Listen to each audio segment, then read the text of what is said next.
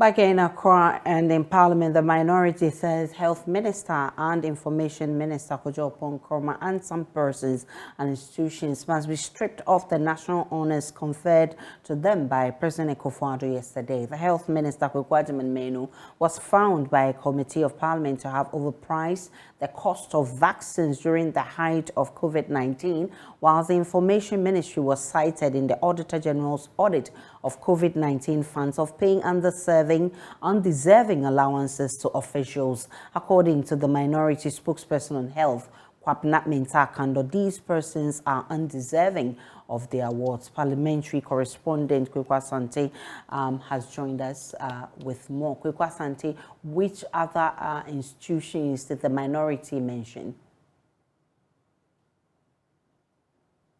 The minority are putting the Health Minister and Information Minister Kojo Nkrumah on blast. They say that these two individuals do not deserve national honours because of certain infractions that they allege is to have been committed by this person. First, the Health Minister.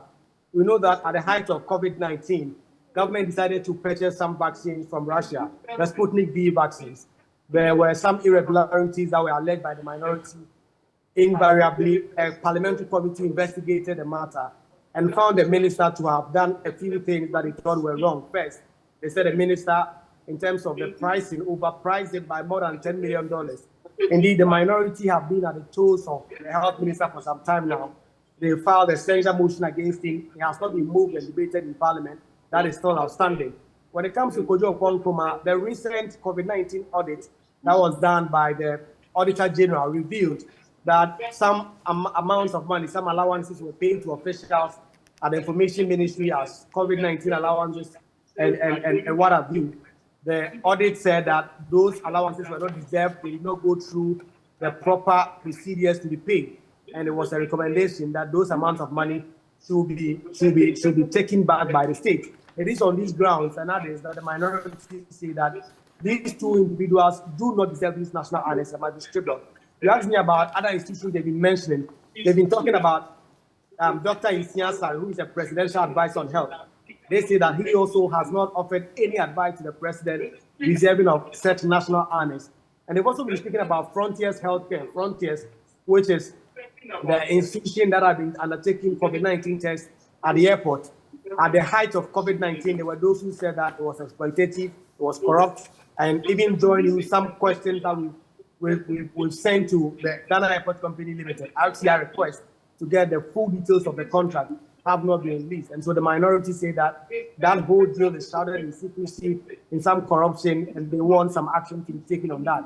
And so they've been mentioning all these persons and turned the blast on them, saying that they do not deserve these national honors. They are demanding that immediately these honors should be stripped of these persons that have just discussed.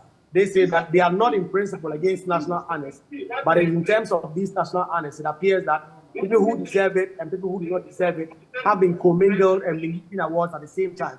They say that frontline workers who deserve these, healthcare workers, doctors, nurses, anesthetists, and other persons who are the front line of fighting COVID-19, some who lost their life, have all not been even given their allowances and the insurance claim that the president promised. And these are the persons government should be awarding, and not government appointees, government officials who have been cited by committees for engaging in certain infractions. What else is happening in Parliament? So Parliament is continuing the debate on the State of the Nation address that was delivered by President Akufo-Addo last week. Today is the penultimate day. Tomorrow, we expect that Minority Leader Dr. Kisila Tufosen and his colleague, the Majority Leader, Osei Chairman Sabonsu, will conclude debate on the State of the Nation address. Currently on the floor speaking is the Member of Parliament for the Buem constituency, Kuki Adams, who has been speaking about what he thought the president should have spoken about in terms of agriculture and how to improve upon the very livelihood of the ordinary Ghanaian.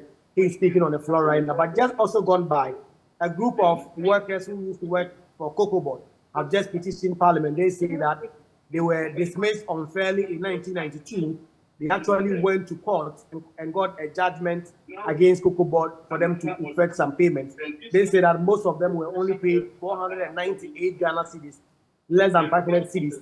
they say that some of them actually deserve close to 500,000 cedis.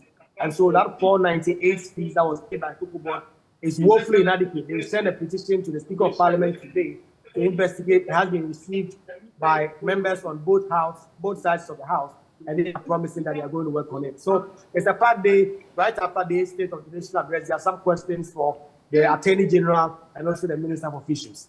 Kwekwa Asante is our Parliamentary Affairs correspondent. We'll be bringing you all of that happening in our subsequent bulletins. Let's do